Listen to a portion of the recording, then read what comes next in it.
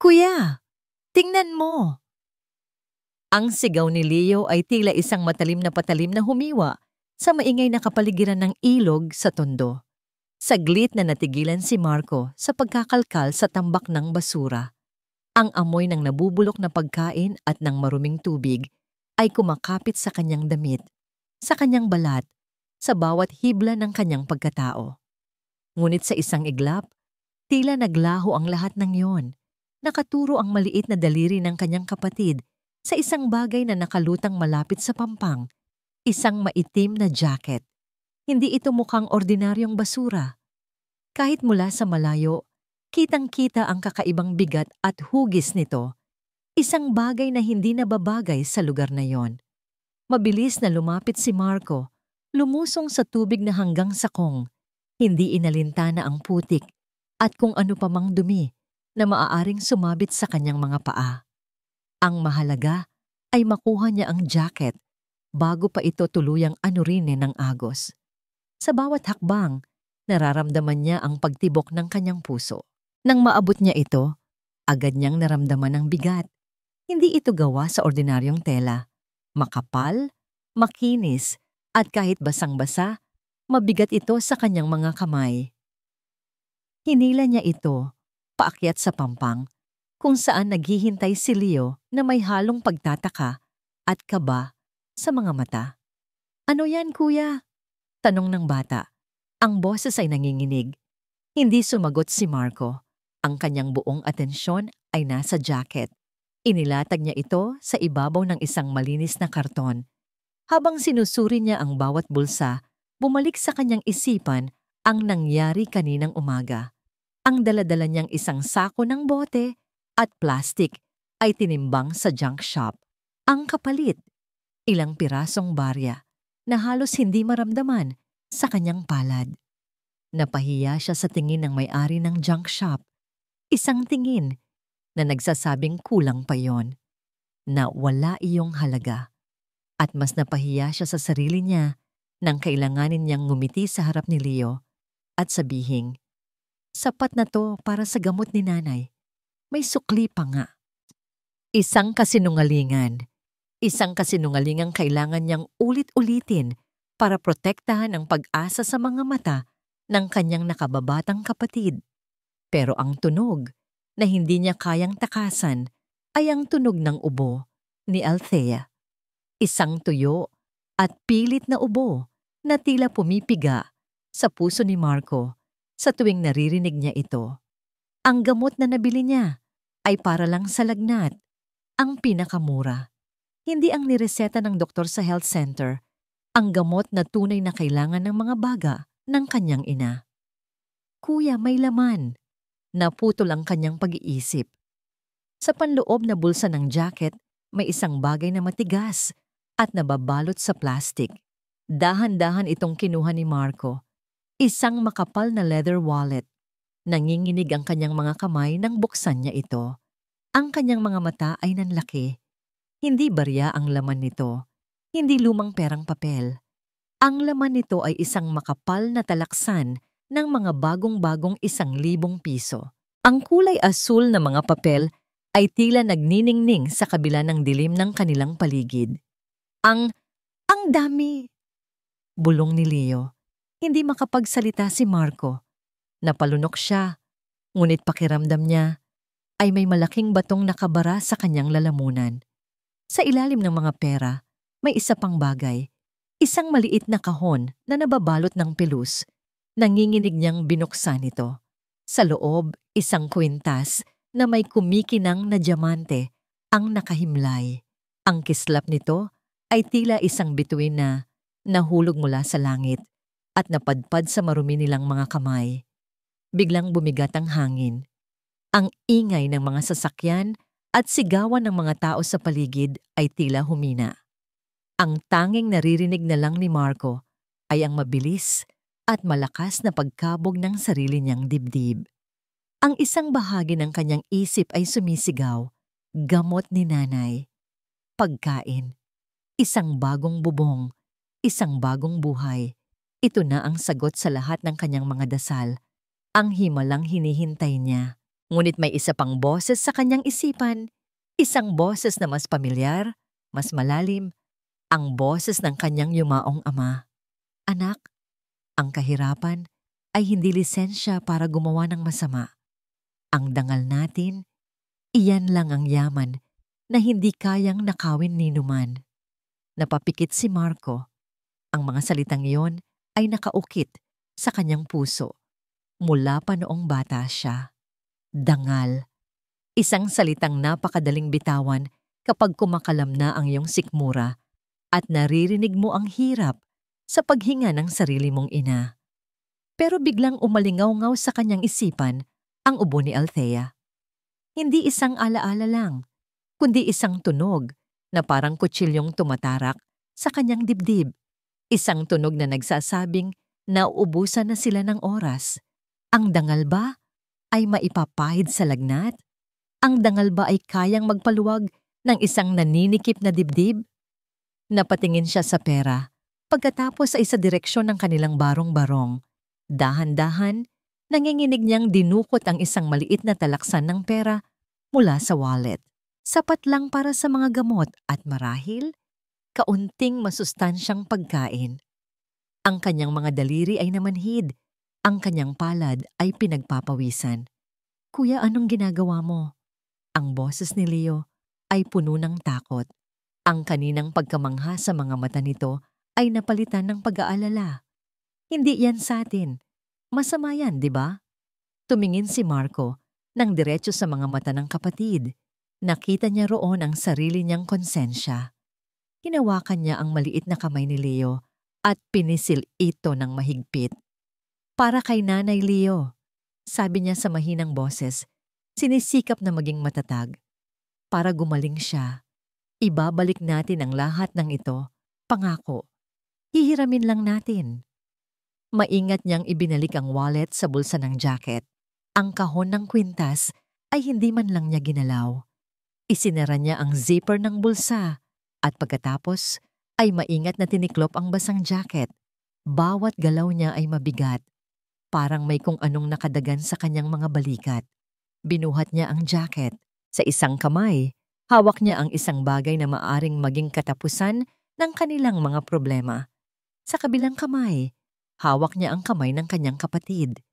Isang paalala ng lahat ng bagay na kailangan niyang protektahan. Mabilis niyang isinara ang jacket. Ang puso niya'y kumakarera. Para lang sa gamot ni nanay, bulong niya sa sarili. Paulit-ulit na parang isang dasal. Gamot lang. Ang malawak na walk-in closet ni Isabela de la Vega ay mas malaki pa kaysa sa karamihan ng mga bahay sa Maynila. Daan-daang damit ang nakahanay ayon sa kulay, mula sa mga simpleng puti hanggang sa pinakamatingkad na pula. Mga sapatos na may iba't ibang tatak at disenyo ang nakaayos sa mga estanteng salamin. Mga bag na nagkakahalaga ng isang kotseng sedan ay nakapatong sa sarili nilang mga pedestal. Para sa iba, ito ay isang paraiso. Para kay Ara, ito ay isang magandang kulungan. Huminga siya ng malalim, ang kanyang mga mata ay nakatitig sa itim na bestida na nakasabit sa gitna. Gawa ito sa pinakamahal na seda, simple pero elegante. Ito ang pinili niyang isuot para sa araw na ito. Ang anibersaryo ng kamatayan ng kanyang ina. 5 taon na. 5 taon na parang kahapon lang. Napatingin siya sa salamin. Ang babaeng nakatingin pabalik sa kanya ay may lahat ng bagay na mahihiling ng sinuman. Ganda, yaman, pangalan. Pero ang mga mata nito ay walang buhay, tila isang manika na pagod ng magpanggap. Isang buntong hininga ang kumawala sa kanyang mga labi. Kinuha niya ang bestida at pumasok sa banyo para magbihis. Ang bawat galaw niya ay mabagal at walang gana. Ang almusal sa mansyon ng mga De La Vega ay palaging isang tahimik na seremonya. Ang mahabang mesa na gawa sa mahogany ay makintab at kayang paglagyan ng 20 tao. Ngunit sa umagang yon, 2 lang sila. Si Ara sa isang dulo at ang kanyang ama, si Don Ricardo, sa kabilang dulo.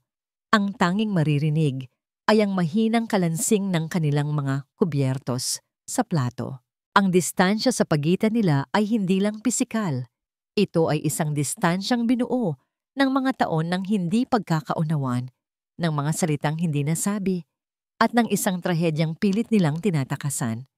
"May meeting ka ba mamaya pa?" Basag ni Ara sa katahimikan. Ang boses niya ay walang emosyon. Hindi nag-angat ng tingin si Don Ricardo mula sa kanyang dyaryo. "Meron.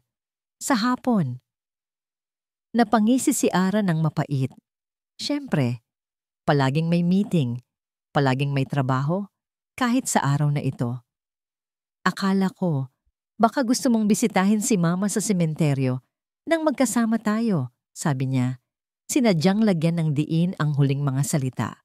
Doon lang ibinaba ni Don Ricardo ang dyaryo. Ang kanyang mukha ay mukhang mas matanda kaysa sa kanyang edad. May mga guhit ng pagod at lungkot sa paligid ng kanyang mga mata na hindi kayang itago ng kanyang mamahaling suit. "Pupunta ako bago mag-meeting." Hindi na sumagot si Ara. Ano pa bang sasabihin niya? Na sana kahit isang araw lang unahin naman siya. Unahin naman ang alaala ng kanyang ina kaysa sa kumpanya.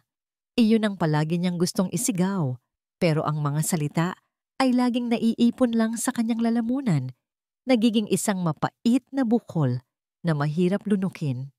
Pagkatapos ng almusal, umakyat si Ara sa kanyang kwarto. Habang dumadaan siya sa tapat ng study ng kanyang ama, narinig niya ang boses nito. Hindi ito ang boses ng isang CEO. Ito ay boses ng isang taong wasak. "Nawawala man ang Fe," sabi ni Don Ricardo. Ang boses ay basag. "Ang jacket, nawawala." "Sir, baka naman po naiwan niyo lang sa opisina?" Sagot ng kanilang matagal ng kasambahay. "Hindi. Sigurado akong dala ko yun kahapon. Nasa loob noon ang regalo ko sana sa kanya." May narinig si Ara na isang mahinang hikbi. Nagtago siya sa gilid ng pader, nakikinig. "Ang kwintas na yon, Manang Fe. Iyon na ang huling pagkakataon ko sanang bumawi sa kanya. Pero huli na ang lahat. At ngayon, pati iyon, nawala pa. Parang nawala na naman siya sa akin." Naramdaman ni Ara ang pagkirot ng kanyang puso. Gusto niyang pumasok, gusto niyang yakapin ang kanyang ama. Ngunit ang pader sa pagitan nila ay masyado nang mataas. Ang galit na matagal na niyang kinimkim ay humarang sa kanya. "Bakit ngayon lang?" tanong niya sa sarili. "Bakit ngayong wala na si Mama? Saka mo nararamdaman lahat ng yan?" Bago pa siya makagalaw, isang boses ang pumutol sa sandali. "Tito, good morning po." Si Victor Imperial ang kanyang pinsan. Nakangiti ito ng malapad. Suot ang kanyang perpektong nakaplansang suit. Lumapit ito kay Don Ricardo at tinapik ito sa balikat. "Nakikiramay po ako, Tito. Isang mahirap na araw po ito para sa ating lahat." Napairap si Ara sa hangin. Ang plastik na pakikiramay ni Victor ay nakakasuka. Napansin ni Victor ang kanyang presensya. Ngumiti ito sa kanya. Ngunit ang mga mata nito ay malamig. Isang tingin na puno ng pangmamaliit. "Ara, you look sad, as usual?" Hindi siya pinansin ni Ara. Tatalikod na sana siya nang biglang may humahangos na pumasok sa mansyon. Ang kanilang punong katiwala, si Mang Jun. "Sir! Sir Ricardo!" Sigaw nito, habol ang hininga. May 2 bata po sa gate. Mula daw po sa Tondo." Kumunot ang noo ni Don Ricardo. "Anong kailangan nila?" "Sir," sabi ni Mang Jun, ang mga mata ay nanlalaki. Sabi po nila, nakita nila ang isang jacket. Isang jacket na katulad po ng nawawala ninyo. Ang tarangkahan ng mansyon ay mas matangkad pa kaysa sa kanilang barong-barong. Gawa ito sa itim na bakal na may mga disenyong kulot-kulot na tila mga ahas na ginto. Sa likod nito, isang perpektong hardin ang bumungad sa kanila, isang carpet ng luntiang damo na hindi pa nila nakikita sa buong buhay nila. Napalunok si Marco. Ang jacket na hawak niya ay biglang parang naging mas mabigat. Ang bawat hibla ng kanyang pagkatao ay gustong tumakbo palayo, bumalik sa pamilyar na amoy at ingay ng tondo. Naramdaman niya ang panginginig ng kamay ni Leo na nakakapit sa kanya. "Kuya, ang laki!" Bulong ng bata. Ang mga mata ay bilog na bilog sa pagkamangha at takot. Huminga ng malalim si Marco at pinisil ang kamay ng kapatid. "Kaya natin to. Ibabalik lang natin to. Tapos aalis na tayo." Pinindot ng security guard ang intercom. Ilang saglit lang, bumukas ang maliit na pinto sa gilid ng malaking gate. Isang babaeng nakauniforme ang sumalubong sa kanila. "Pasok daw po kayo." Ang bawat hakbang nila sa loob ay tila isang pagtapak sa ibang mundo.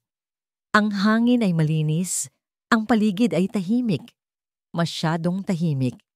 Sa tondo, ang katahimikan ay nangangahulugang may mali. Dito, tila ito ay isang karangyaan. Dinala sila sa harap ng isang malaking pinto na gawa sa kahoy. Nang bumukas ito, isang malamig na hangin mula sa aircon ang humampas sa kanilang mga mukha. Ang sahig ay gawa sa marmol. Sobrang kintab na halos makita na nila ang kanilang mga refleksyon. Dalawang gusgusing bata sa gitna ng isang palasyo. Isang babae ang bumaba mula sa engrandeng hagdanan. Matangkad ito at balingkinitan. Suot ang isang itim na bestida na mas mahal pa siguro sa lahat ng pag-aari nila.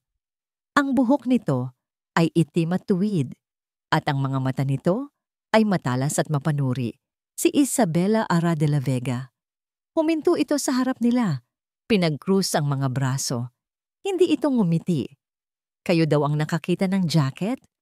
Ang boses niya ay malamig. Walang emosyon na tila ba isa lang silang istorbo sa kanyang umaga. Tumango si Marco, hindi magawang magsalita. Inilahad niya ang nakatuping jacket. Tiningnan lang ito ni Ara. Hindi man lang gumalaw para kunin. Ang kanyang mga mata ay lumipat mula sa jacket patungo sa mukha ni Marco, pagkatapos ay kay Leo. "Paano namin malalaman kung wala kayong kinuha?" Ang tanong ay parang isang sampal. Naramdaman ni Marco ang pag-init ng kanyang mga pisngi. Ang pride niya, ang natitira na lang sa kanya, ay nasaktan. Itinuwid niya ang kanyang likod. "Miss, kung plano naming nakawin to, hindi na kami pupunta dito." Sagot niya, sinikap na panatilihing kalmado ang kanyang boses. Noon lang, may dalawang lalaking lumabas mula sa isang silid. Ang isa ay mas matanda. May awtoridad sa kanyang tindig at lungkot sa kanyang mga mata. Si Don Ricardo. Ang isa naman ay mas bata. Nakangiti. Ngunit ang nangiti ay hindi umaabot sa kanyang mga mata. Si Victor. "Anong nangyayari dito, Ara?" Tanong ni Don Ricardo.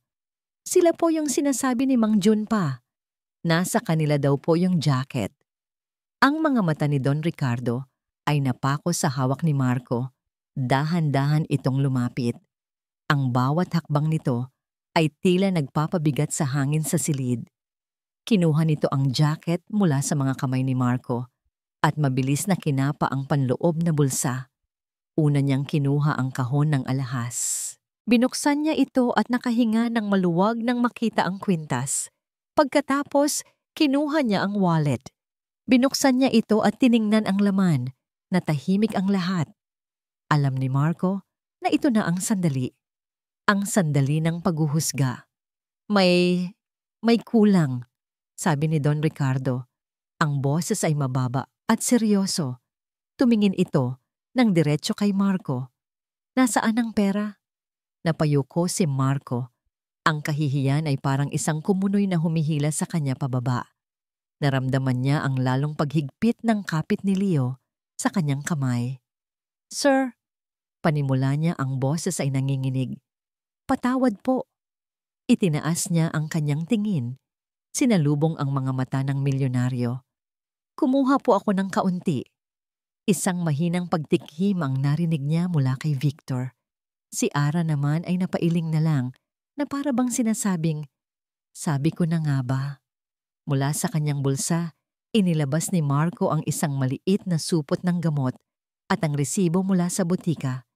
Inilapag niya ito sa isang maliit na mesa sa tabi niya. Ang halaga sa resibo ay kapareho ng halaga ng perang kinuha niya.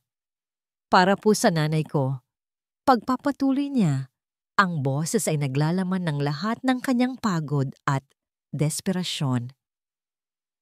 May sakit po siya, pero pangako po sir, babayaran ko po.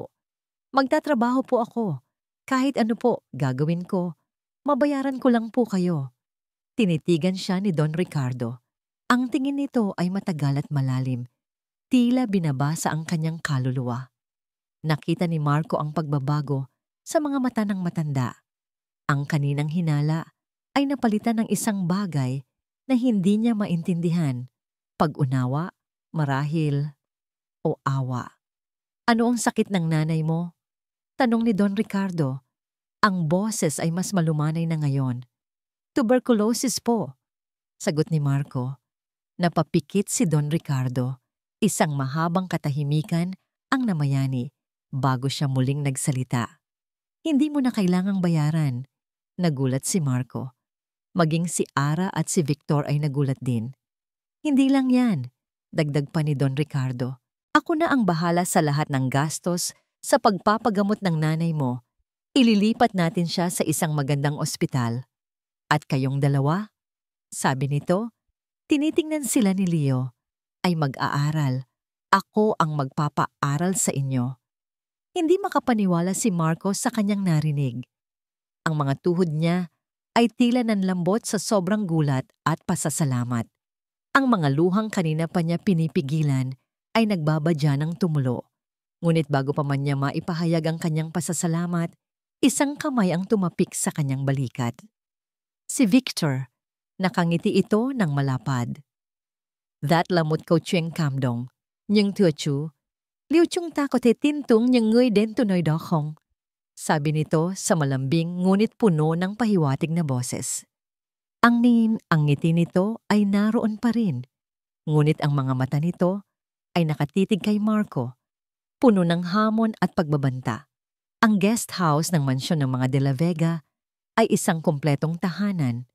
May sarili itong sala, kusina, at 2 kwarto. Para kina Marco at Leo, ito ay isang palasyo na hindi nila pinangarap kahit sa kanilang pinakamaligaw na panaginip. Para kay Ara, ito ay isang paalala.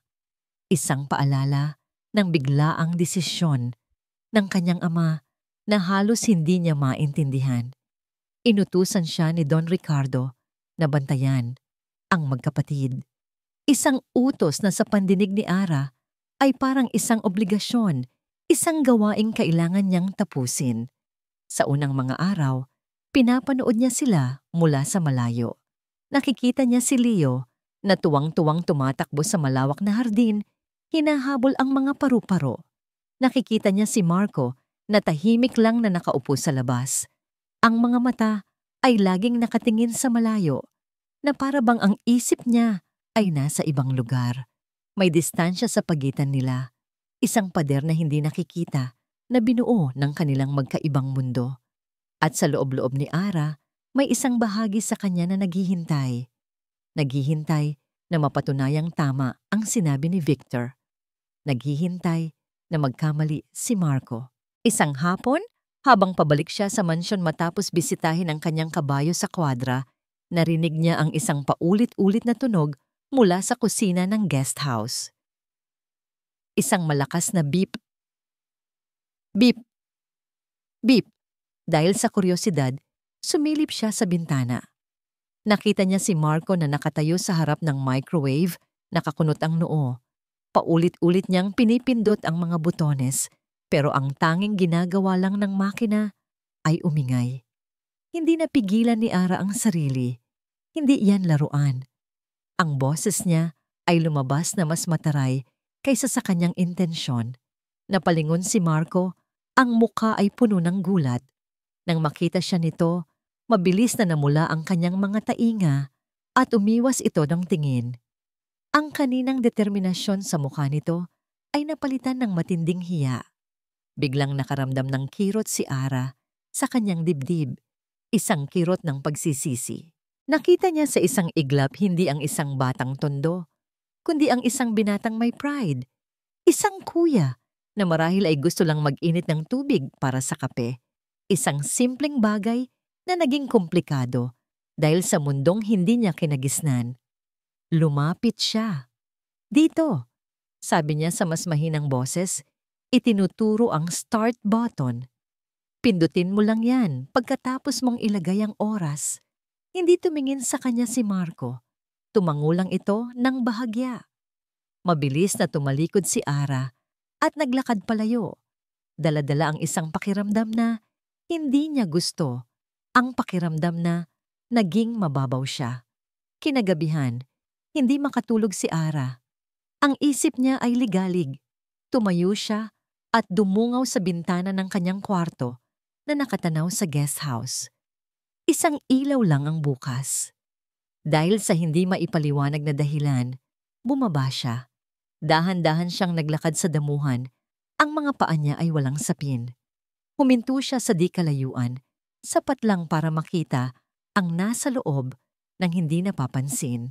Doon, sa maliit na mesa sa sala, nakaupo si Marco. Nakayuko ito sa isang libro. Hindi ito bagong libro. Luma na ito. Ang mga pahina ay kulay dilaw na at ang pabalat ay lukot-lukot. Ang kanyang kilay ay magkasalubong sa tindi ng konsentrasyon. Ang liwanag mula sa lampshade ay tumatama sa kanyang mukha. Binibigyang diin ang kanyang determinasyon. May kung anong kumurot sa puso ni Ara. Hindi awa, hindi pagdududa, isang bagay na bago, isang bagay na mainit, kilig. Sa sandaling iyon, hindi niya nakita ang lalaking hindi marunong gumamit ng microwave. Ang nakita niya ay isang lalaking nagsusumikap, isang lalaking uhaw sa kaalaman, isang lalaking gustong patunayan ang kanyang sarili.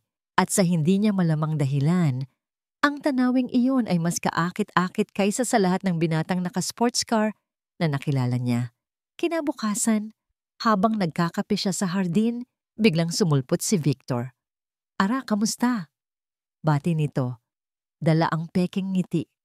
"Kamusta na pala ang mga bisita natin?"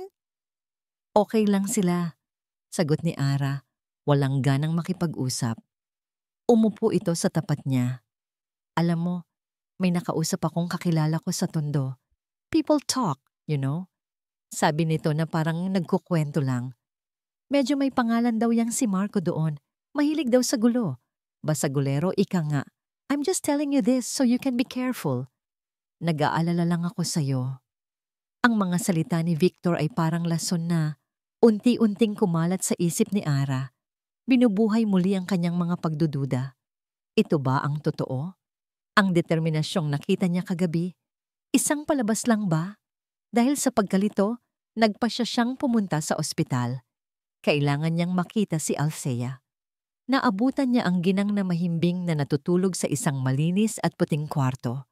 Umupo siya sa tabi nito, pinagmamasdan ang payapang mukha nito.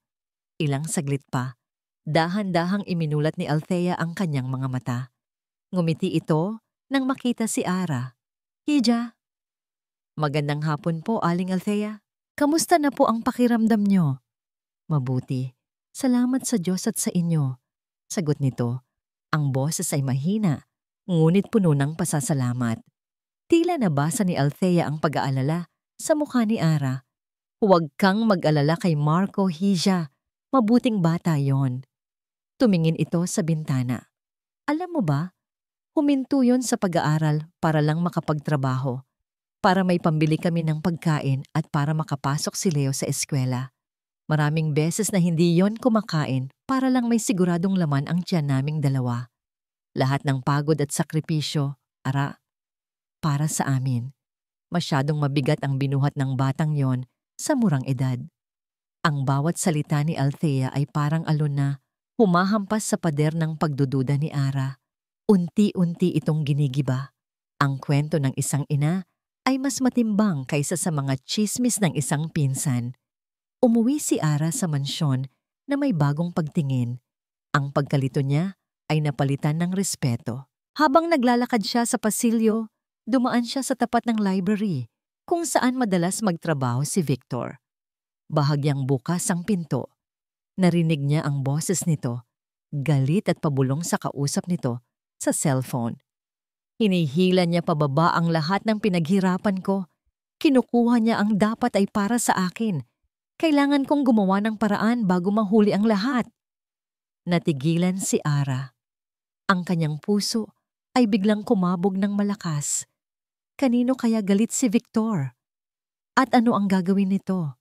Sa loob ng 1 linggo, ang mansyon ng mga De La Vega ay unti-unting naging isang lugar na hindi na gaanong nakakatakot para kay Marco. Nasanay na siya sa katahimikan, nasanay na siya sa malambot na kama at sa pagkain sa tamang oras. Pero ang isang bagay na hindi niya inaasahang masasanay ay ang presensya ni Ara.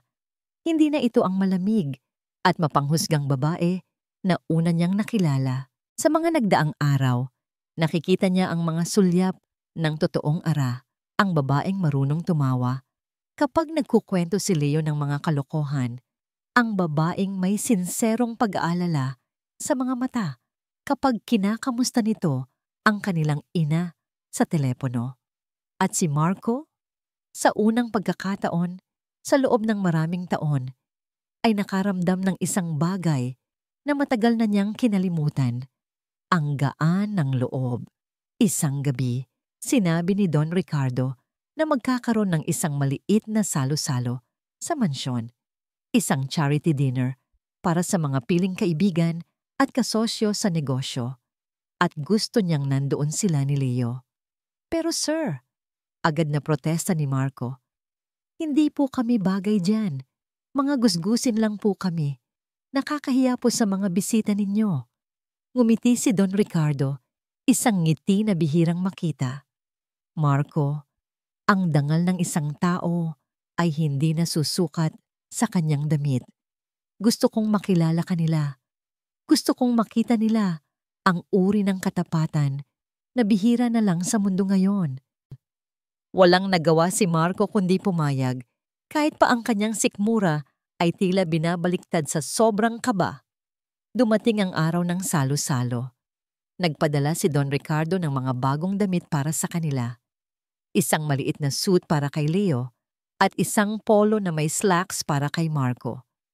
Habang nakatingin siya sa salamin, halos hindi niya makilala ang sarili. Malinis, maayos, ngunit sa kanyang mga mata, nakikita pa rin niya ang batang taga-Tondo na nangangalakal ng basura. Kuya, ang gwapo mo! Puri ni Leo, natuwang-tuwa sa kanyang bagong damit. Ngumiti lang si Marco, pero ang ngangiti niya ay hindi umabot sa kanyang mga mata. Kinakabahan pa rin siya. Biglang may kumatok sa kanilang pinto. Si Ara. Natigilan si Marco. Nakasuot ito ng isang simpleng asul na bestida, pero sa paningin niya, ito na ang pinakamagandang babaeng nakita niya. Ang buhok nito ay nakapusod at may suot itong isang manipis na kwintas na may kumikinang na bato. Hindi bagay, sabi ni Ara. Ang tingin ay nasa kwelyo ng polo ni Marco. Kumunot ang noo ni Marco. Ang kaba ay napalitan ng kaunting inis. Ano ang hindi bagay? Lumapit si Ara. Ang bango ng kanyang pabango ay tila humalo sa hangin. Lalong nagpakaba kay Marco. Hindi niya namalayan, inaayos na pala nito ang kanyang kwelyo. Ang mga daliri nito ay magaan at malambot. Nang dumampi sa kanyang balat. Ayan, sabi nito. Bahagyang lumayo para tingnan ang kanyang ginawa. Mas maayos na. Nagkatitigan sila. 1 segundo, 2 segundo. Para kay Marco, iyon ay isang buong buhay. Nakita niya ang isang bagay sa mga mata ni Ara. Isang kislap ng paghanga. At naramdaman niya ang pagbilis ng tibok ng kanyang puso. Bago pa man siya makapagsalita, mabilis na umiwas ng tingin si Ara. Tara na, sabi nito. Ang boses ay bahagyang nanginginig. Naghihintay na sila. Ang salo-salo ay ginanap sa malawak na hardin. Ang mga ilaw na nakasabit sa mga puno ay parang mga bituin. Ang mga bisita ay elegante. Ang kanilang mga tawanan ay mahinhin. Pakiramdam ni Marco ay isa siyang isda na napadpad sa lupa. Pero hindi siya pinabayaan ni Don Ricardo. Ipinakilala siya nito sa ilang mga mahahalagang tao. Ito si Marco, sabi ni Don Ricardo sa isang grupo ng mga negosyante. Ang kamay ay nakapatong sa balikat ni Marco. Ang binatang ito ang nagturo sa akin na may mga bagay pa palang mas mahalaga kaysa sa pera. Ang kanyang katapatan ay isang yaman na hindi mabibili. Sa bawat papuri, unti-unting nawawala ang kaba ni Marco. Napapalitan ito ng isang pakiramdam ng pagmamalaki na hindi niya panaramdaman kailanman. Napatingin siya kay Ara na nakatayo sa di kalayuan. Nakangiti ito sa kanya, isang tunay na ngiti. At sa sandaling iyon, naramdaman ni Marco na kabilang siya. Mula sa kabilang dulo ng hardin, nakatayo si Victor. Hawak niya ang isang baso ng alak. Ang kanyang mga daliri ay mahigpit na nakakapit dito. Ang kanyang mga mata ay matalim na nakatutok kay Marco. Ang bawat papuri na naririnig niya para sa batang basurero ay parang isang patalim na tumutusok sa kanyang ego. Ang nangiti sa pagitan ni Marco at Ara ay isang apoy na sumusunog sa kanyang pasensya. Lumipas ang isang oras. Nagsimula nang magpaalam ang ilang bisita. Nagkaroon ng kaunting kaguluhan malapit sa fountain. Ang kwintas ko! Ang boses ni Ara ay puno ng pag-aalala. Lahat ay napalingon sa kanya. Nakahawak siya sa kanyang leeg. Ang kanyang mukha ay namumutla. Nawawala. Ang kwintas ng mama. Nagsimula ang paghahanap. Ang mga waiter, ang mga guard, maging ang mga bisita ay tumulong sa pagtingin sa ilalim ng mga mesa at sa mga halaman. Si Marco ay isa sa mga pinakaabalang naghahanap. Nililibot ang bawat sulok na kanyang nadaanan. Sandali! Isang boses ng katulong ang pumailan lang. Ito po, ma'am. Nakita ko po. Nakahinga ang lahat ng maluwag, ngunit ang ginhawa ay agad na napalitan ng tensyon. Ang hawak ng katulong ay hindi ang buong kwintas. Isang maliit, kumikinang nakawit. Saan mo yan nakita? Tanong ni Don Ricardo. Nanginginig na itinuro ng katulong ang isang upuan na medyo malayo sa karamihan sa ilalim ng isang malaking puno. Doon po, sir. Sa tabi po ng upuan kung saan nakaupo mag-isa si... Ang daliri ng katulong ay lumingon at tumuro. Ang lahat ng mga mata, kasama na ang kay Ara at Don Ricardo, ay sumunod sa direksyon ng kanyang daliri. At lahat sila ay napako sa iisang tao. Kay Marco. Biglang lumapit si Victor. Ang kanyang mukha ay nagpapahayag ng pekeng pag-aalala. Tiningnan niya si Marco mula ulo hanggang paa at pagkatapos ay bumaling sa lahat. Ang boses niya ay sapat na malakas para marinig ng lahat. Siguro, dapat nating tingnan ang kwarto ng ating espesyal na bisita. 2 security guard ang agad na lumapit at humarang sa magkabilang gilid ni Marco. Ang bawat segundo ay tila isang butil ng buhangin sa isang orasan na biglang bumagal. Nakatayo si Marco sa gitna, napapaligiran ng mga matang mapanghusga. Ang kanyang mukha ay isang blangkong pader, ngunit nakikita ni Ara ang unos sa loob nito. Isang bagyo ng kahihiyan, sakit, at nasirang tiwala. Teka, sigaw ni Ara. Ang boses niya ay nanginginig sa galit. Anong ginagawa ninyo? Baliw na ba kayo? Lumapit siya at hinarangan ang mga gwardiya. Walang basehan ang paratang ninyo. Hindi magnanakaw si Marco. Tumingin sa kanya si Victor. Ang mukha ay nagpapahayag ng pag-aalala na alam ni Ara ay peke. Ara, calm down. Kung wala siyang tinatago, wala siyang dapat ikatakot, di ba? Ito ang pinakamabilis na paraan para malinis ang pangalan niya. Ang mga salita ni Victor ay makatwiran, ngunit ang tono nito ay puno ng lason.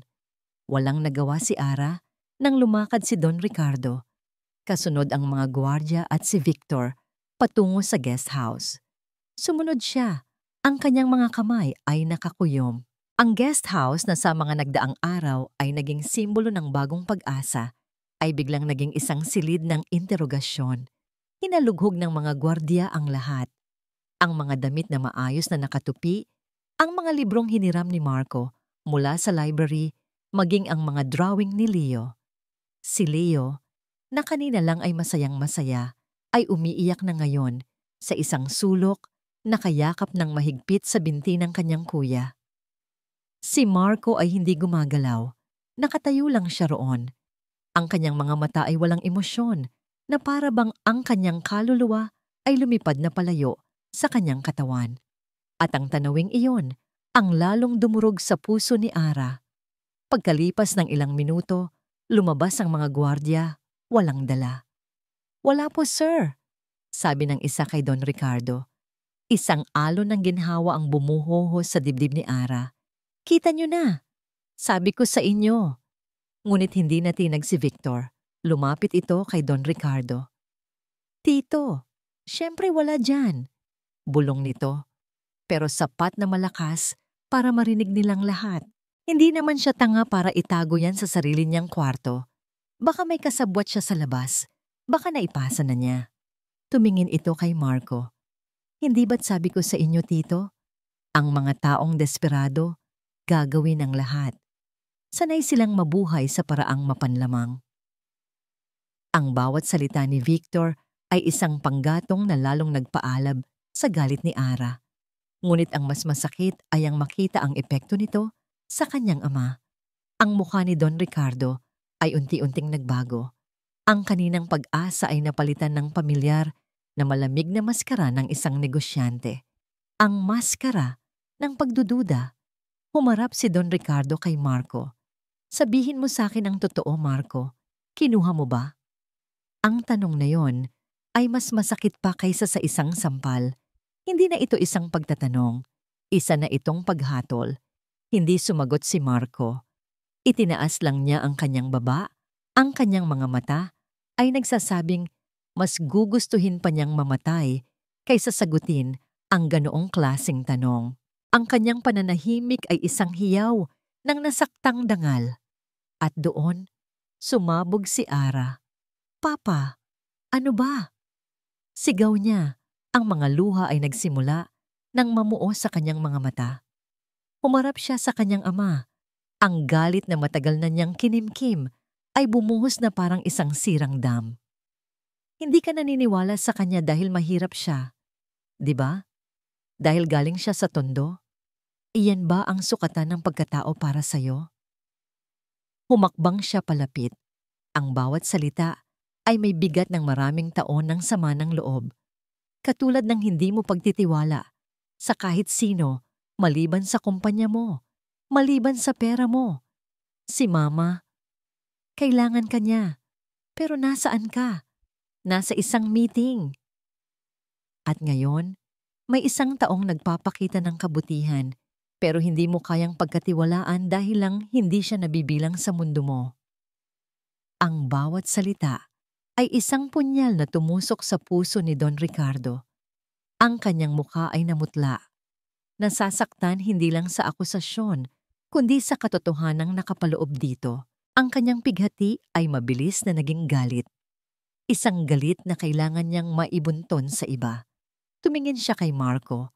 Ang kanyang mga mata ay malamig na parang yelo. "Umalis ka na," sabi niya. Ang boses ay mababa, ngunit may bigat ng isang pinal na desisyon. "Ayoko nang makita pa ang pagmumukha mo dito." Gumuho ang mundo ni Ara. "Paano?" Pero huli na ang lahat. Walang salitang lumabas sa bibig ni Marco. Tumangulang ito ng marahan. Dahan-dahan siyang lumuhod sa harap ni Leo at pinunasan ang mga luha nito. "Halika na, Leo," sabi niya sa mahinang boses. "Uwi na tayo." Inakay niya ang kanyang kapatid palabas ng guest house, palabas ng hardin, palayo sa mundong panandaliang nagbigay sa kanila ng pag-asa. Naglakad sila ng may dignidad, kahit pa alam ni Ara na wasak sila sa loob. Hindi niya kayang hayaan na lang na matapos ito ng ganito. Tumakbo siya. Hinabol niya sila palabas ng gate. "Marco," sigaw niya. Ang kanyang boses ay basag na dahil sa pag-iyak. Huminto si Marco sa ilalim ng isang poste ng ilaw sa labas ng mansyon, ngunit hindi ito lumingon. Marco, sandali! Pagmamakaawa ni Ara, humihingal. Huwag mo silang pakinggan. Alam kong hindi mo ginawa yon. Please, bumalik ka. Dahan-dahang lumingon si Marco. Ang liwanag mula sa poste ay nagbigay anino sa kanyang mukha. Ngunit kitang-kita ni Ara ang kawalan sa kanyang mga mata. Wala na ang kislap. Wala na ang pag-asa. Nagkamali ka, Ara, sabi niya. Ang kanyang boses ay malamig at walang buhay. Isang boses na hindi niya pa narinig kailanman.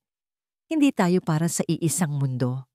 Pagkasabi noon, tumalikod na ito at nagpatuloy sa paglakad. Hila-hila ang umiiyak na si Leo, papalayo sa kanya, papalubog sa dilim ng gabi. Ang paglalakbay pabalik sa tondo ay isang mahabang paglalakbay sa impyerno. Bawat yugyog ng sinasakyan nilang jeep, bawat busina ng mga sasakyan, bawat sigaw ng mga nagtitinda sa bangketa ay tila isang insulto. Ang hangin na dati pamilyar sa kanya ay parang lason na ngayon sa kanyang mga baga. Ang bawat tanawin, ang mga gusaling nagsisiksikan, ang mga bundok ng basura sa gilid ng daan, ay isang paalala ng lahat ng bagay na gusto niyang takasan.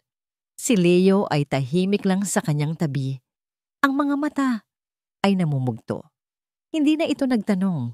Ang bigat ng nangyari ay sapat na para patahimikin kahit ang isang masayahing bata.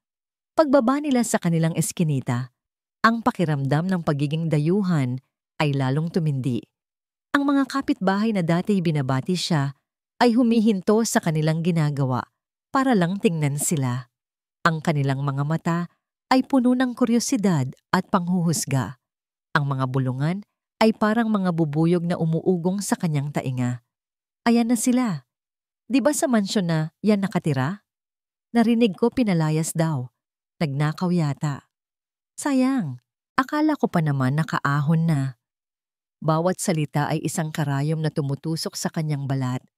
Hindi niya sila pinansin. Itinuon niya ang kanyang tingin sa unahan. Hinila si Leo na parang isang kalasag laban sa kanilang mga mapanuring mata. Nang buksan niya ang pinto ng kanilang barong-barong, isang amoy ng luma at kahirapan ang sumalubong sa kanila. Ang sikip, ang dilim, ang bahay na dati kanlungan nila ay isa na ngayong kulungan na nagpapaalala sa kanya ng kanyang kabiguan. Umupo siya sa isang sulok, nakatulala sa kawalan.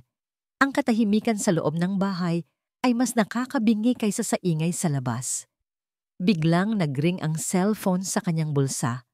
Ang cellphone na bigay ni Don Ricardo. Isang simbolo ng pag-asang ngayon ay isa na lang masakit na biro. Kinapa niya ito. Sa screen, nakita niya ang pangalan. Ara. Hindi niya sinagot. Hinayaan niya lang itong mag-ring hanggang sa tumigil. Bakit siya tumatawag? Para lalo siyang ipahiya? Para sabihing tama ang hinala nila? Ilang saglit pa, tumunog ulit ito. Isang text message mula sa ospital. Mr. Marco Reyes, this is a reminder from St. Luke's Medical Center. Please be informed that Mrs. Althea Reyes has been transferred to the ICU due to respiratory distress. We advise you to come as soon as possible. Nanlamig ang buong katawan ni Marco. Ang cellphone ay halos mahulog sa kanyang nanginginig na kamay. ICU, critical. Ang balita ay parang isang malaking bato na dumagan sa kanyang dibdib. Dinudurog ang anumang natitirang lakas sa kanya. Ito na ba ang parusa sa kanya? Ang pag-asang ipinatikim sa kanya ay siya ring naging dahilan ng paglala ng kanyang ina? Ang stress, ang kahihiyan, kasalanan niya. Lahat ng ito ay kasalanan niya. Habang nakatulala siya, muling nagring ang cellphone. Ara, paulit-ulit. Bawat ring ay parang isang pagtulak sa kanya, palapit sa bangin. Hindi niya alam kung ano ang gagawin. Ang kanyang isip ay isang magulong blangko. Sa ikalimang tawag, hindi na niya natiis. Sinagot niya ito. Ang kanyang puso ay puno ng galit na hindi niya alam kung para kanino. Para ba sa kanila? O para sa sarili niya? Hello? Ang boses ni Ara sa kabilang linya ay puno ng pag-aalala. Marco, thank God you answered. Nasaan ka? Okay ka lang ba? Hindi ako naniniwala sa kanila, Marco. Please, maniwala ka sa akin. Tigilan mo na to, putol ni Marco. Ang kanyang boses ay malamig at walang kabuhay-buhay. Ano? Sabi ko, tigilan mo na to. Ulit niya, ang bawat salita ay mabigat at pilit. Huwag ka nang tumawag. Huwag mo na kaming guluhin. Narinig niya ang pananahimik sa kabilang linya. Pagkatapos ay ang basag na boses ni Ara. Pero hindi kita maintindihan. Huminga ng malalim si Marco. Pinilit ang sarili na sabihin ang mga salitang wawasak sa lahat. Ano ang hindi mo maintindihan, Ara? Nagsawa na ako. Isang laro lang naman to. Nakakatuwa habang nandyan. Pero tapos na. Bumalik na ako sa mundo ko. Bumalik ka na sa mundo mo. Kalimutan mo na kami. Hindi totoo yan. Narinig niya ang isang pigil na hikbi. Ang tunog na yon ay halos bumasag sa kanyang determinasyon, pero kailangan niya itong tapusin. Para sa kanya. Para hindi na ito masaktan pa sa piling ng isang tulad niya. Manatili kang malayo sa amin, sabi niya. Ang huling salita ay halos pabulong. At bago pa siya magbago ng isip, pinatay niya ang tawag. Tinitigan niya ang cellphone sa kanyang kamay. Ang screen ay umilaw muli, nagpapakita ng isa pang papasok na tawag mula kay Ara. Ang bagay na ito ang tulay sa mundo ng kasinungalingan at sakit. Sa isang iglap ng purong galit at desperasyon, ibinato niya ang cellphone ng buong lakas sa pader na yero. Isang malakas na kalabog ang umalingaw-ngaw sa maliit na silid, kasunod ng tunog ng nababasag na plastik at salamin. Ang mga piraso nito ay kumalat sa maruming sahig. Ang tulay ay nasira na. Napaupo si Marco sa sahig, gumuho ang lahat ng pader na kanyang itinayo. Ikinubli niya ang kanyang muka sa kanyang mga kamay. At doon, sa gitna ng katahimikan ng kanyang nasirang pag-asa, sa unang pagkakataon mula nang mamatay ang kanyang ama, humagulgol siya. Ang tunog ng pagputol ng linya ay mas malakas pa kaysa sa isang pagsabog. Nakatayo si Ara sa gitna ng kanyang malawak na kwarto. Ang cellphone ay nakadikit pa rin sa kanyang tainga. Ang katahimikan na naiwan ni Marco ay nakakabingi. Bawat salita na sinabi nito ay umuulit-ulit sa kanyang isipan, parang isang sirang plaka. Isang laro lang naman to. Nagsawa na ako. Kalimutan mo na kami. Ang mga salita ay mga patalim na walang awang sumasaksak sa kanyang puso. Napaupo siya sa gilid ng kanyang kama. Ang mga luha ay malayang dumadaloy sa kanyang mga pisngi. Ang sakit ay pisikal. Pakiramdam niya ay hindi siya makahinga. Pero sa gitna ng sakit, may isang bagay na hindi magkasya. Isang piraso ng puzzle na hindi bumabagay. Ang lalaking nagsabing isa lang itong laro ay hindi ang parehong lalaking nakita niyang matiyagang nagbabasa ng lumang libro sa ilalim ng ilaw ng lampara. Hindi ito ang parehong lalaking handang lunukin ng pride para sa kapakanan ng kanyang ina. Hindi ito ang parehong lalaking nahihiyang ngumiti nang ayusin niya ang kwelyo nito. Hindi. Ang Marco na nakausap niya ay isang estranghero. Ang lamig sa boses nito ay pilit. Ang kalupitan nito ay peke. At habang pinupunasan niya ang kanyang mga luha, ang sakit sa kanyang dibdib ay unti-unting napalitan ng ibang damdamin. Isang damdaming mas matalas, mas mainit. Determinasyon. Hindi siya naniniwala.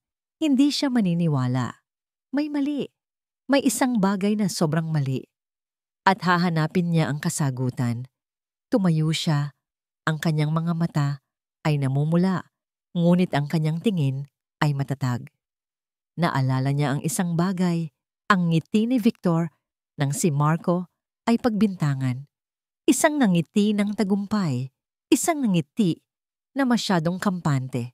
Kinabukasan, sinimulan niya ang kanyang sariling investigasyon. Hindi niya alam kung saan magsisimula. Ang tanging alam niya ay kailangan niyang balikan ang simula ng lahat. Hindi ang gabi ng party, kundi ang araw na nawala ang jacket ng kanyang ama. Nagkulong siya sa security room ng mansyon, isang malamig na silid na puno ng mga monitor at humuhugong na mga computer. Hiningi niya sa head of security ang lahat ng recording mula sa linggong yon. Sinabing may hinahanap lang siyang importanteng dokumento. Oras-oras siyang nanood, paulit-ulit. Mabilis na pinapatakbo ang mga video ng mga normal na araw, mga hardinerong nagdidilig, mga kotseng pumapasok at lumalabas, nakakangawit sa mata, nakakabagot.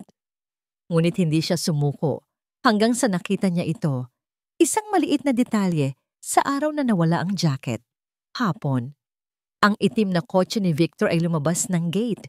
Wala namang kakaiba doon. Ngunit nang tingnan niya ang logbook, nakita niya ang oras ng pagbalik nito. 15 minuto. 15 minuto lang. Saan ka naman pupunta sa Forbes Park sa loob ng 15 minuto? Kahit sa pinakamalapit na convenience store, aabutin ka ng mas matagal dahil sa traffic. Maliban na lang kung may tinapon ka lang sa malapit. Isang malamig na kaba ang gumapang sa kanyang dibdib. Ang ilog kung saan nahanap ni na Marco ang jacket ay hindi kalayuan. Posible kaya ang hinalang yon ang nagtulak sa kanya na gawin ang isang bagay na mapanganib. Kinagabihan, nang sigurado siyang tulog na ang lahat, dahan-dahan siyang pumasok sa study ni Victor. Madilim ang silid. Tanging ang liwanag lang ng buwan mula sa bintana ang nagsisilbing ilaw niya. Ang bawat kaluskos ay tila isang sigaw sa katahimikan. Ang kanyang puso ay dumadagundong sa kanyang dibdib. Binuksan niya ang mga drawer ng lamesa nito. Mga folder, mga papeles ng kumpanya, mga resibo. Walang kakaiba. Binuksan niya ang huling drawer. Sa ilalim ng isang tumpok ng mga lumang dokumento, may isang maliit na papel na nakatupi. Kinuha niya ito. Isang resibo. Hindi ito ordinaryong resibo. Resibo ito mula sa isang sanglaan. Villanueva Pawn Shop. Ang address ay sa isang eskinita malapit sa Tondo. Ngunit ang nakapagpatigil sa kanyang paghinga ay ang petsa. Nakasulat dito ang pet sa isang araw pagkatapos ng gabi ng party. May nakasulat na deskripsyon ng bagay na isinangla. Isang kwintas na may puting bato. Kinabukasan, hindi siya nag-aksaya ng panahon. Dala ang isang lumang sombrero at salamin para hindi siya makilala. Pinuntahan niya ang pawn shop. Ang lugar ay maliit, masikip, at amoy kalawang. Isang malaking rehas na bakal ang naghihiwalay sa kanya at sa lalaking nasa loob. Ang lalaki ay mataba at may makapal na bigote. Tiningnan siya nito mula ulo hanggang paa. "Anong kailangan mo, miss?" tanong nito. Ang boses ay magaspang. Ipinakita ni Ara ang resibo. Nanginginig ang kanyang kamay. "Gusto ko lang pong malaman kung anong itsura ng isinangla dito." Tiningnan ng lalaki ang resibo. Ito. "Oo, natatandaan ko to. Mukhang mamahalin." Pumasok ito sa isang silid sa likod.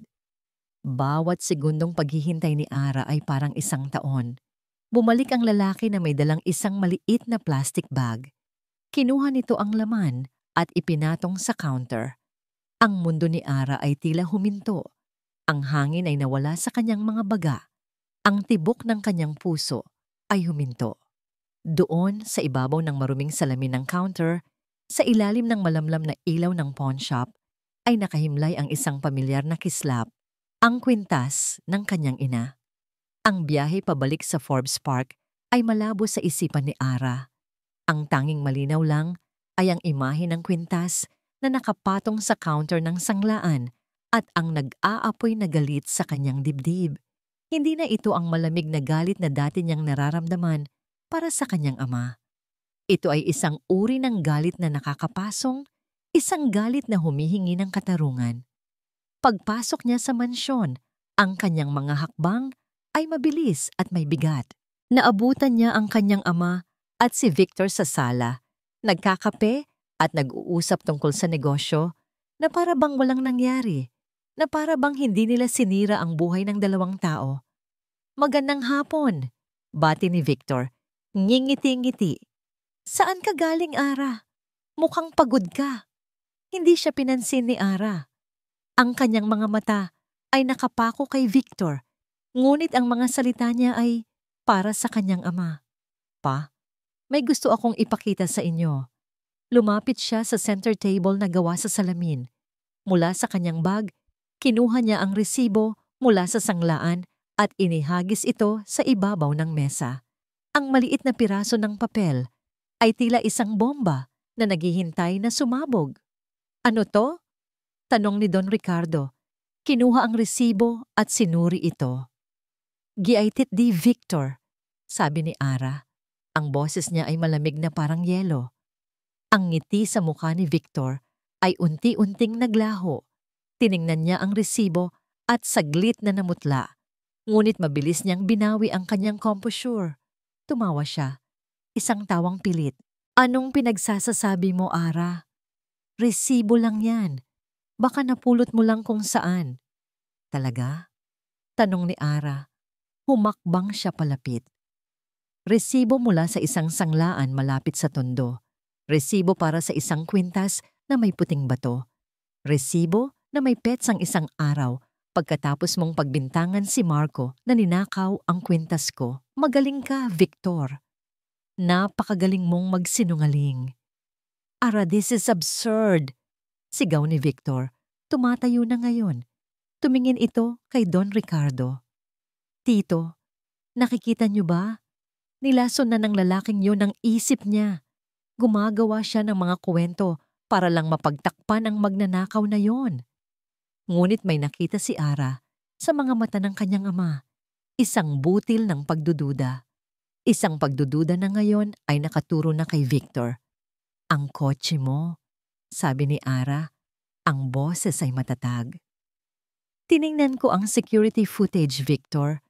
Sa araw na nawala ang jacket ni Papa, umalis ka ng mansyon at bumalik ka pagkatapos lang ng 15 minuto. Saan ka nagpunta?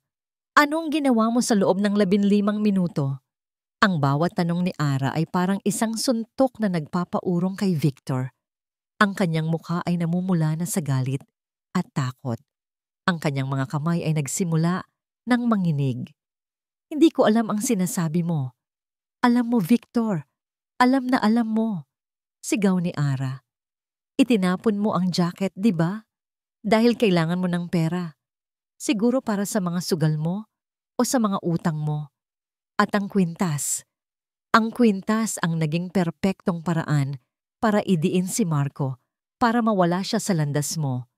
Manahimik ka. Hindi ako mananahimik. Tama na. Ang sigaw ni Don Ricardo ay umalingaw-ngaw sa buong sala. Pinatahimik ang lahat. Tumayo siya. Ang kanyang mukha ay isang maskara ng sakit at galit. Tumingin siya sa kanyang pamangkin. Ang lalaking itinuring na niyang parang sariling anak. Ang kanyang mga mata ay nanlilisik. Victor, sabihin mo sa akin ang totoo. Iyon lang. Ang tatlong salitang iyon na binitawan sa isang boses na puno ng bigat at awtoridad. Ang tuluyang gumiba sa lahat ng depensa ni Victor. Gumuho siya. Ako nga. Sigaw niya, ang boses ay basag sa galit at pag-amin. Oo, ako ang kumuha. Ako ang nagtapon ng jacket. Dahil sawa na ako, Tito. Sawa na akong maging anino mo lang. Sawa na akong maghintay sa mga tira-tira mo. Lumakad siya, paikot-ikot, parang isang hayop na nakulong sa hawla. Pinaghirapan ko ang lahat. Ako ang nagpalago ng kumpanya habang nagluluksa ka sa patay mong asawa. Dapat sa akin ang lahat ng yan. Pero anong ginawa mo? Itinuro niya ang pinto. Dumating ang isang basurero, isang magnanakaw, at bigla siyang naging mas importante sa'yo kaysa sa akin. Ang pagtingin mo sa kanya, ang paghanga mo. Dapat sa akin yon. Sa akin. Ang bawat salita ay isang revelasyon ng inggit at kasakiman na matagal na niyang itinatago. Si Don Ricardo ay natulala. Hindi makapaniwala sa kanyang naririnig.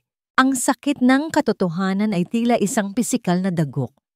Napahawak siya sa kanyang dibdib. Ang kanyang paghinga ay naging mababaw. Papinalayas mo ang isang inosenteng tao, sabi ni Don Ricardo. Ang boses ay halos pabulong na lang. Sinira mo sila.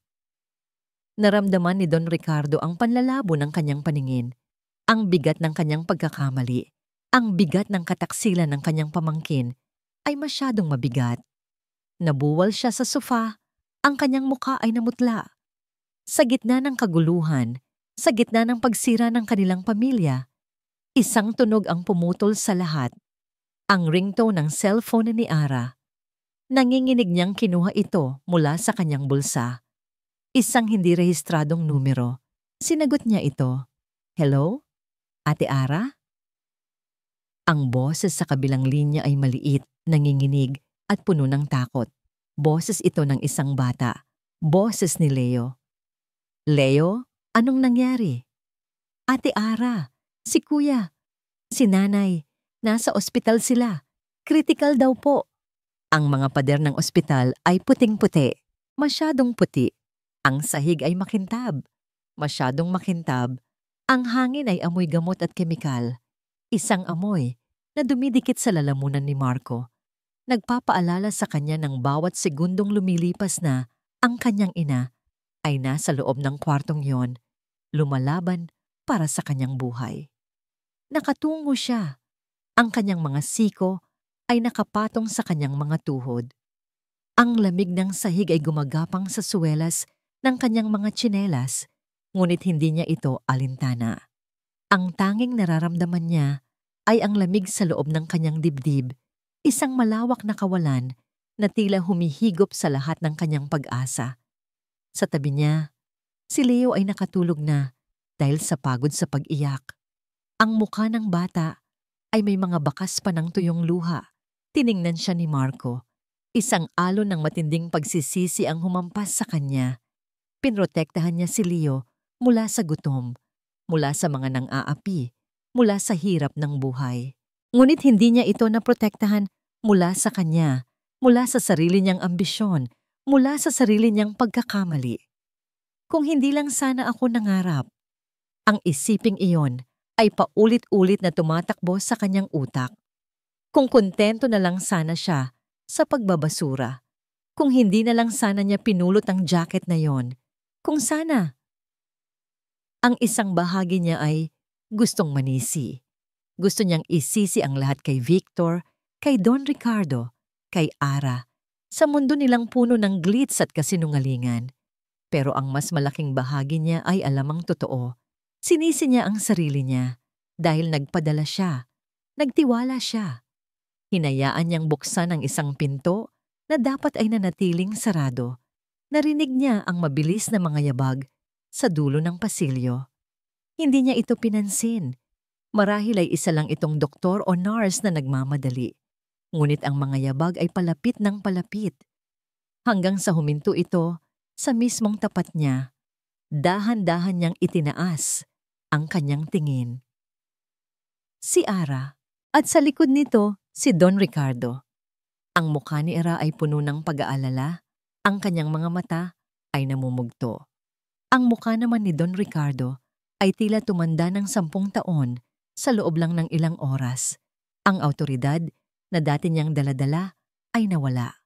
Ang natira ay isang matandang lalaki na balisa at wasak. Agad na tumayo si Marco. Ang kanyang katawan ay naging tensyonado. Ang pagsisisi ay napalitan ng isang pader ng depensa. Anong ginagawa ninyo dito? Tanong niya. Ang boses ay magaspang at puno ng galit. Hindi pa ba kayo tapos? Kulang pa ba ang pinsalang ginawa ninyo? Marco, please. Simula ni Ara, humahakbang palapit. Huwag kang lalapit. Sigaw ni Marco, naging dahilan para magising si Leo. Si Don Ricardo ang gumalaw. Dahan-dahan itong humakbang. Bawat galaw ay mabigat. Huminto ito sa harap ni Marco.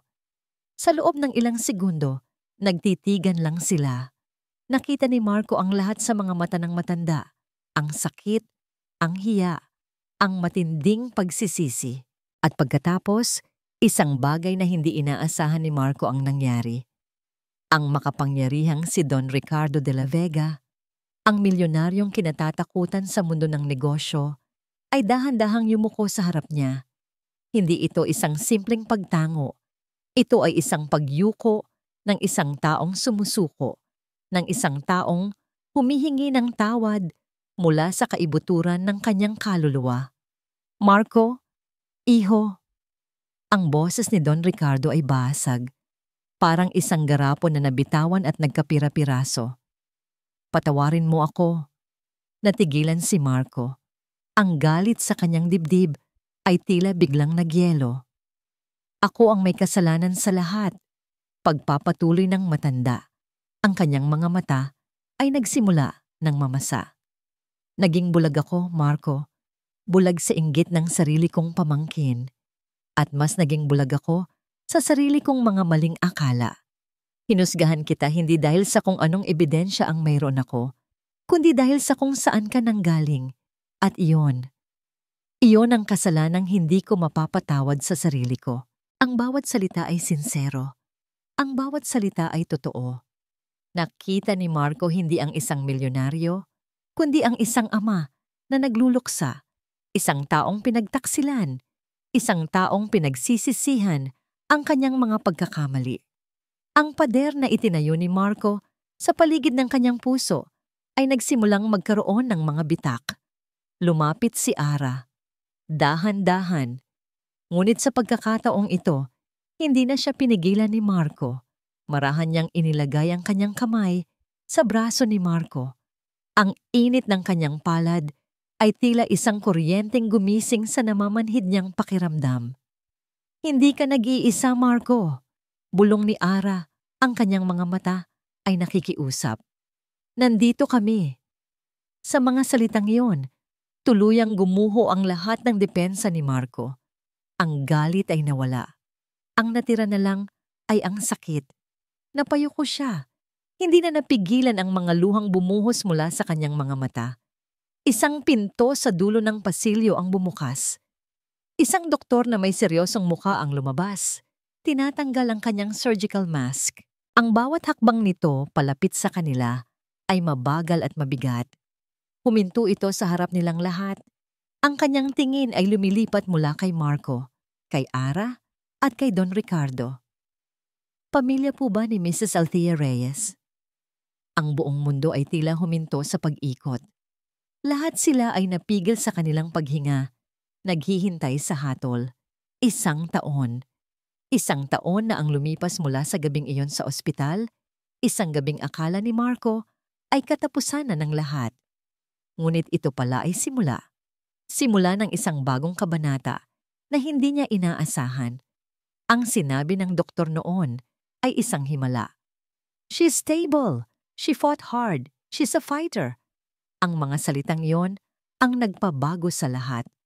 Ngayon, nakaupo si Marco sa isang mahabang mesa, hindi na sa mansyon ng mga De la Vega, kundi sa isang simpleng bahay na may maliit na hardin. Isang bahay na tinulungan silang makuha ni Don Ricardo. Isang bahay na malayo sa ingay ng tondo at sa lamig ng Forbes Park. Isang lugar na matatawag nilang sarili nilang tahanan. Sa kabisera ng mesa, nakaupo si Althea. Payat pa rin ito, ngunit may kulay na ang kanyang mga pisngi at ang kanyang mga mata ay puno na ng buhay. Ang ubo na dati parte na ng kanilang araw-araw ay isa na lang malayong alaala. Tumatawa ito habang pinapanood si Leo na buong siglang nagkukwento tungkol sa kanyang mga bagong kaibigan sa eskwela. Sa tabi ni Leo, nakaupo si Don Ricardo. Ang dating CEO na laging formal ay nakasuot lang ng gown ng simpleng polo shirt. Ang lungkot sa kanyang mga mata ay napalitan ng isang payapang ngiti habang nakikinig siya sa kwento ng bata. Matapos ang lahat ng nangyari kay Victor, na ngayon ay humaharap sa mga kasong isinampa mismo ng kanyang tiyuhin, natagpuan ni Don Ricardo ang isang bagong pamilya sa kanila. At sa tabi ni Marco, nakaupo si Ara. Napatingin si Marco sa kanya. Nagtama ang kanilang mga mata. Sa loob ng 1 taon, naging sandalan nila ang isa't isa. Si Ara ang nasa tabi niya sa mga gabing binabangungot siya. Siya naman ang nasa tabi nito sa mga araw na hinahanap nito ang kalinga ng isang ina. Sa gitna ng mga nasirang pangarap at mga pinulot na piraso, binuo nila ang isang bagay na totoo. Ngumiti si Ara sa kanya. Isang ngamang ngiti na para lang sa kanya. Isang ngaming ngiti na nagsasabing, okay ang lahat. At sa unang pagkakataon, naniwala si Marco na okay nga ang lahat. Piyov, Ara kinabukasan, pinanood ni Ara si Marco mula sa pintuan ng isang maliwanag na silid-aralan. Hindi na ito ang dating gusgusing bata na may pader sa paligid ng kanyang puso. Ang Marco na nakikita niya ngayon ay isang college student, isang first-year engineering scholar, at sa hapon, isa siyang volunteer teacher. Ang silid-aralan ay bahagi ng Fuerza de la Esperanza Foundation. Lakandula ng Pag-asa Foundation, isang pundasyong itinayo ni Don Ricardo na pinamamahalaan nilang dalawa ni Marco. Isang pundasyong tumutulong sa mga batang tulad ni Marco at Leo na makapag-aral at magkaroon ng pagkakataong mangarap. Nakaupo si Marco sa isang maliit na upuan, napapaligiran ng mga batang sabik na matuto. Matiyaga niyang tinuturuan ng isang batang babae kung paano isulat ang pangalan nito. Ang determinasyon na dati niyang nakita sa mukha nito habang nagbabasa ng lumang libro ay naroon pa rin. Ngunit ngayon, ito'y nahahaluan na ng saya at layunin. Isang pakiramdam ng matinding pagmamalaki at pag-ibig ang bumalot sa puso ni Ara. Ang lalaking ito, ang kanyang lakas, ang kanyang inspirasyon. Lumabas si Marco at lumapit sa kanya. Pinupunasan ang puting chalk sa kanyang mga kamay. Tapos na ang klase. Nakita ko, sagot ni Ara, nakangiti. You're a natural. Natututo lang sa pinakamagaling, sabi ni Marco, at kinindatan siya. Sabay silang naglakad palabas sa isang maliit na hardin sa likod ng foundation. Doon, naabutan nila si Don Ricardo, nakaupo sa isang bench at nakatingin sa malayo. Sir Ricardo, bati ni Marco. Tumingin sa kanila ang matanda. Marco, Ara, alam nyo, sa loob ng maraming taon, ang akala kong habol ko ay pera at kapangyarihan. Akala ko, iyon ang magpapasaya sa akin, ang magpupuno sa mga pagkukulang ko bilang asawa at ama. Huminga ito ng malalim.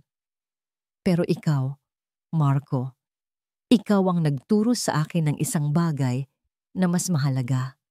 Tinuruan mo ako kung ano ang tunay na halaga ng dangal.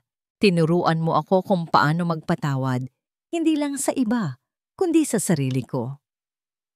POV. Marco ay narahapon na ang araw ay unti-unti nang lumulubog, nag-iiwan ng mga kulay kahel at rosas sa kalangitan. Magkahawak kamay na naglalakad sina Marco at Ara sa isang maliit na burol na tanawang syudad. Huminto sila sa tuktok, pinapanood ang mga ilaw ng syudad na isa-isang sumisindi na parang mga bituing artipisyal. Salamat, Ara, biglang sabi ni Marco. Ang kanyang boses ay mahina. Tumingin sa kanya si Ara. Para saan? Para sa lahat. Sagot niya, hinigpitan ng hawak sa kamay nito. Dahil hindi ka sumuko sa akin. Dahil tinuruan mo akong magtiwala ulit. Hindi lang sa ibang tao, kundi sa sarili ko. Ngumiti si Ara, inilapit ang sarili at isinandal ang kanyang ulo sa balikat ni Marco. Ang pamilyar na bigat nito ay isang pakiramdam ng pagiging nasa tahanan. At ikaw, bulong ni Ara, tinuruan mo akong magmahal ng totoo. Tinuruan mo ako na ang tunay na pag-ibig ay hindi nasa mga magagarang regalo o engrandeng salo-salo.